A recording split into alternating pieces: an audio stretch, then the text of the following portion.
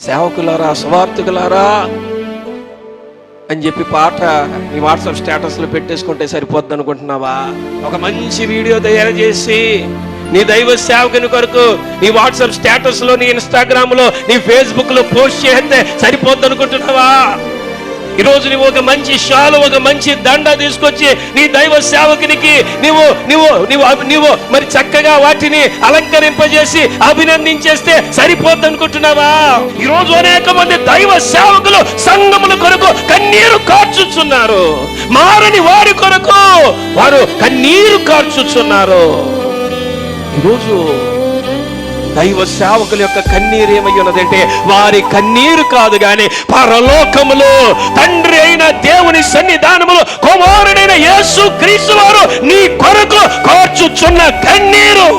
దైవ సేవకుని యొక్క ప్రయాస ఏది వ్యర్థము కాదు. ఈ ప్రయాస అంతా ఎవరి కొరకు? ఈ కష్టమంతా ఎవరి కొరకు?